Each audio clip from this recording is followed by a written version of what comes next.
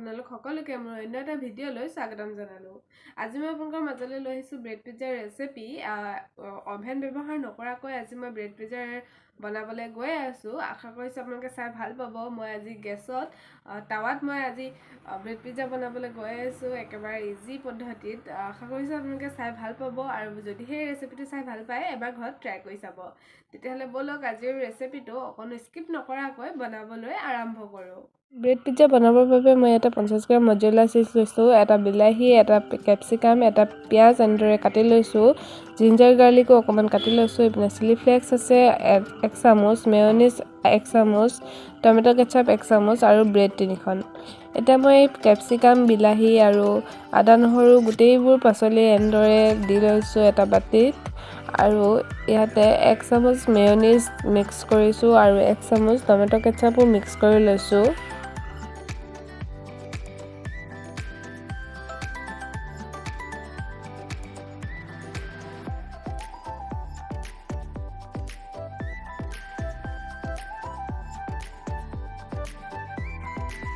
প্ৰয়োজন অনুসৰি chilli flax দি লৈছোঁ, আপোনাৰ জ্বলা কিমানটো খায় তাৰ পৰিমাণত, আৰু সোৱাদ অনুসৰি নিমখ দি লৈছোঁ, আৰু এইখিনি ভালদৰে মিক্স কৰি লৈছোঁ।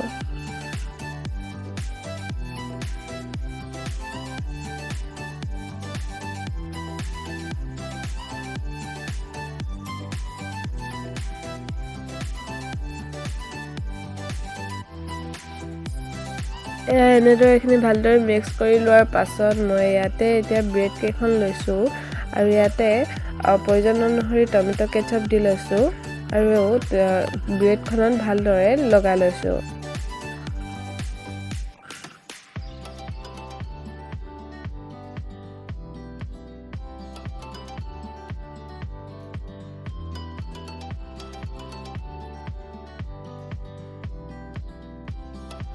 এনেদৰে টমেটো কেচাপখিনি ভালদৰে ব্ৰেডখনত লগোৱাৰ পাছত মই ইয়াতে 1 চামুচ মেয়নিজো ভালদৰে লগাই লৈছোঁ।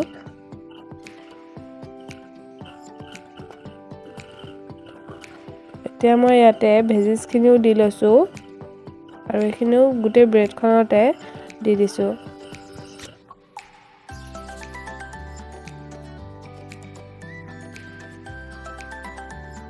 আৰু এতিয়া মই ইয়াৰ ওপৰতে এনেদৰে চিজখিনি দি লৈছোঁ, আৰু এনেকৈ মই গোটেইকেইখন ব্ৰেড ৰেডি কৰি লৈছোঁ।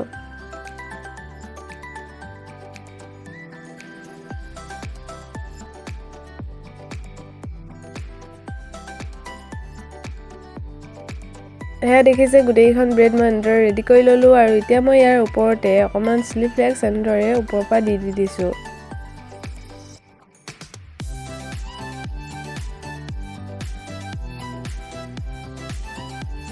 এতিয়া কৰি লৈছোঁ গেছটো অন, আৰু ইয়াতে এখন টাৱা পাতি লৈছোঁ, আৰু ইয়াতে 1 চামুচ বাটাৰ দি লৈছোঁ, আৰু গোটেই বাটাৰখিনি গোটেই টাৱাখনতে লাগি যোৱাকৈ এনেদৰে গলাই লৈছোঁ। এতিয়া গেছটো একেবাৰে ল' ফ্লেম কৰি লৈছোঁ, আৰু গোটেই টাৱাখনতে বাটাৰখিনি লগাই লৈছোঁ, আৰু ইয়াতে ব্ৰেড পিজ্জাটো দি দিছোঁ, আৰু এইখিনি 5 মিনিটমান সময় মই এনেদৰে ঢাক মাৰি থৈছোঁ।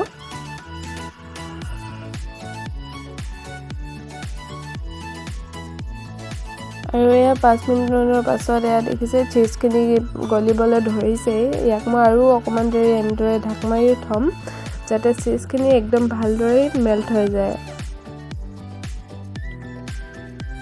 আৰু 2 মিনিটমানৰ পাছতে এয়া দেখিছে ব্ৰেড পিজ্জা ৰেডি হৈ গৈছে। চিজখিনি ভালদৰে মেল্ট হৈ গ'ল, বাহিৰ চাইডটোও ধুনীয়া হৈ আছে, আৰু এনেদৰে মই গোটেইকেইটা ব্ৰেড পিজ্জা ৰেডি কৰি লৈছোঁ। এয়া দেখিছে ব্ৰেড পিজ্জাটো কি ধুনীয়াকৈ হৈ গ'ল, আৰু মই এনেদৰে গোটেইকেইটা ব্ৰেড পিজ্জা ৰেডি কৰি লৈছোঁ।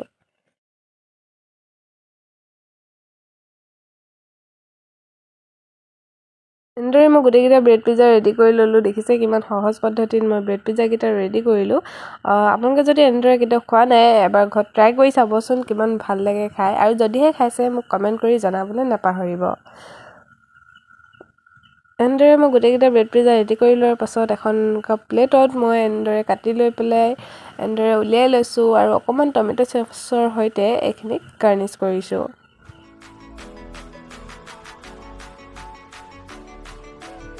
এয়াই আছিল আজি ব্ৰেড পিজ্জাৰ ৰেচিপি। আশা কৰিছোঁ আপোনালোকে চাই ভাল পালে। যদিহে ৰেচিপিটো চাই ভাল পালে এবাৰ ঘৰত ট্ৰাই কৰি চাব আৰু মোৰ ভিডিঅ'টোত এটা লাইক কৰি দিব আৰু মোৰ চেনেলটো ছাবস্ক্ৰাইব কৰি কাষতে থকা বেল আইকনটো প্ৰেছ কৰি দিব, যাতে আগলৈ এনেকুৱা ধৰণৰ ভিডিঅ'বোৰ আপোনালোকে আগতীয়াকৈ পাই থাকে।